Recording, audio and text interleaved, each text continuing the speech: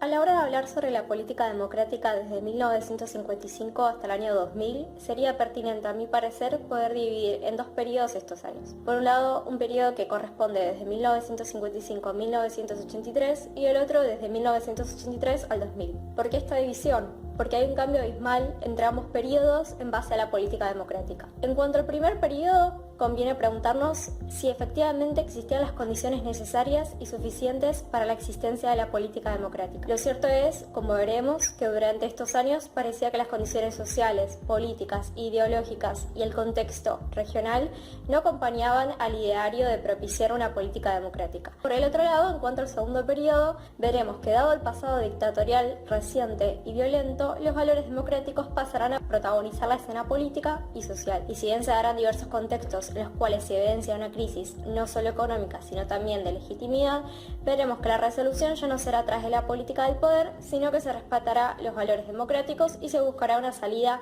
alternativa sin el quebrantamiento de la democracia. El periodo, que comprende los años entre 1955 y 1983, fue uno de continuación de la matriz que se estaba dando por lo menos desde 1930, y este era el abandono de los principios profesionalistas dentro de las Fuerzas Armadas y la intromisión de estas en la política con apoyo de actores políticos y parte de la sociedad civil. Un aspecto en común que tendrá este periodo será cómo resolver la cuestión peronista por parte del frente que se había conformado desde antes de 1955, con figuras muy diferentes entre sí, tanto las Fuerzas Armadas como la Unión Cívica Radical como la Iglesia,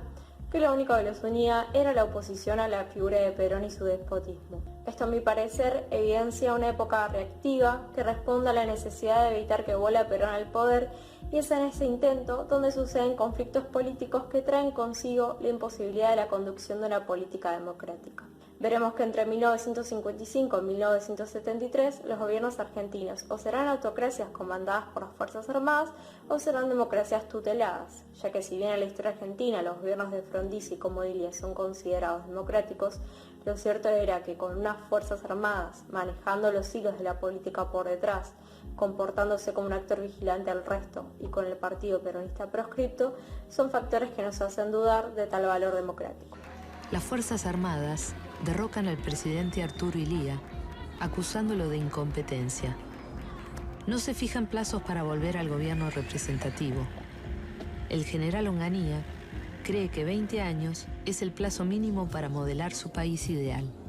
Otra cuestión que es esencial para entender por qué la política democrática está ausente en esta época será la falta de representación del electorado peronista. Lo cierto es que una vez instaurado el peronismo en la vida política y social argentina, era tal la magnitud de este movimiento que no se podía hacer la vista gorda y evitar que sea parte del proceso político. Por ello, los intentos de llevar adelante un orden político sin Perón serán fallidos y su electorado se mantendrá fiel a él. La cuestión era que en este momento la democracia parecía traer aparejado a Perón y al movimiento peronista. Sin ellos, de otra forma, no habría democracia. Paralelamente, conforme la dictadura y la violencia proseguía, un gran suceso que va a contribuir a que la democracia no pueda consolidarse efectivamente en esta etapa de la historia argentina será el Cordobazo, ya que este evidenciaba por un lado el malestar de la sociedad cristalizado en la protesta popular en cuestionamiento del régimen, pero por el otro evidencia el momento cúlmine en el cual la juventud ingresa definitivamente a la escena política y social, que más tarde dará lugar al surgimiento de grupos guerrilleros.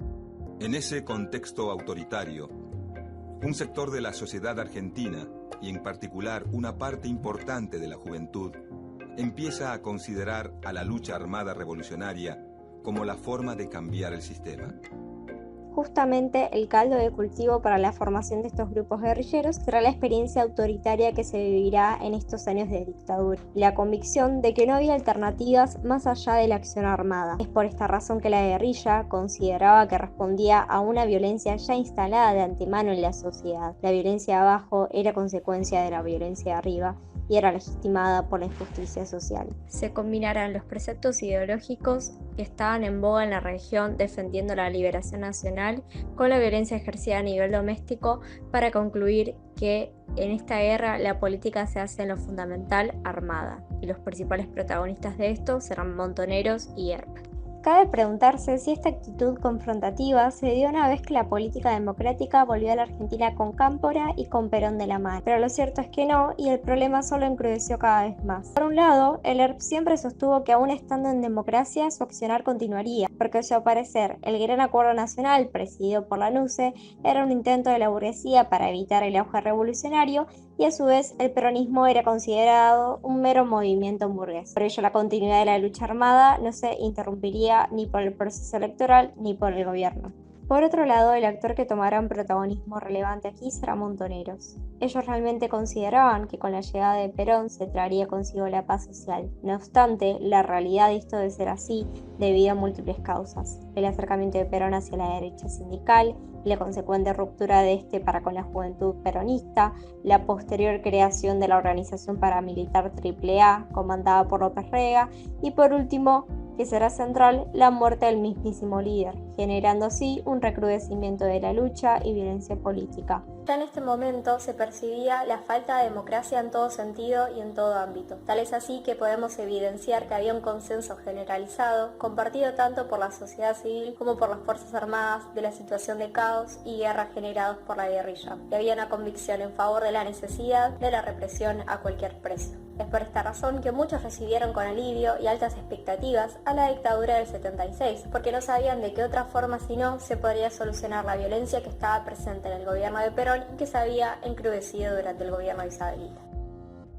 En el segundo periodo observamos un punto de quiebre con el pasado. Tanto las fuerzas políticas en su conjunto, así como la sociedad civil, se dieron cuenta que no se podía volver a repetir lo que había ocurrido desde por lo menos 1930 y aseguraron que la democracia sería el bien supremo a defender. Este periodo comienza con una ciudadanía sin grietas, unidos por las ansias de instaurar en el Estado argentino los valores democráticos que habían estado ausentes desde hace tiempo. Alfonsín, ganador de las elecciones de 1983, sería el encargado de establecer las bases institucionales y culturales para eliminar el autoritarismo y encontrar los modos auténticos de representación de la voluntad ciudadana. Sabemos que uno de los puntos claves que formarán parte de este gobierno transicional será la cuestión de los derechos humanos y poder llevar a cabo adelante el enjuiciamiento a los integrantes de las Fuerzas Armadas involucrados en el proceso. Pero lo que podemos concluir de este episodio es que si bien será un punto que socavará la legitimidad del gobierno de Alfonsín al no poder satisfacer a ninguno de los actores que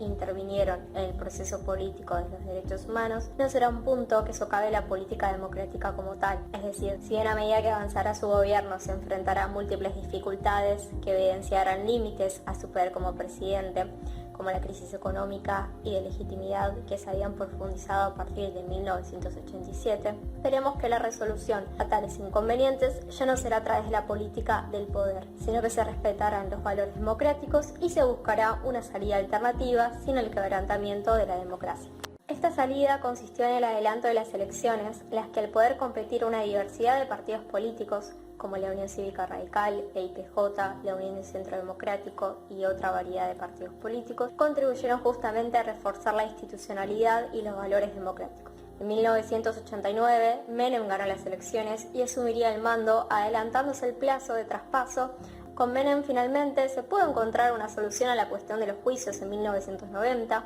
a partir del otorgamiento del indulto a varios exmiembros de la Junta, aunque el resultado no tuvo gran apoyo de la sociedad civil ni de los grupos de derechos humanos. A pesar de la falta de legitimidad de la decisión, igualmente podemos destacar que este aspecto no hizo que la sociedad civil perdiera la fe en la democracia. Un gobierno que pudo continuar con el plan de institucionalización de la democracia dentro del Estado argentino. En síntesis, podemos ver cómo el periodo de 1955 al 2000 constituye una época en la cual la Argentina pasó por innumerables sucesos de gran envergadura política, social y económica, en donde el periodo que abarca de 1955 a 1983 es un periodo preferentemente de continuación con el instaurado por la dictadura del 30, en donde no estaban presentes las condiciones para asegurar la reproducción de la política democrática, debido principalmente al rol que tenían las Fuerzas Armadas como garantes del orden y como garantes de quién podía ejercer el gobierno, cerrando este espacio político a Perón y al peronismo. El valor de la política democrática está ausente tanto en los actores de poder dominantes como en la mayor parte de la sociedad civil. Y por otro lado, vemos que durante los años de 1983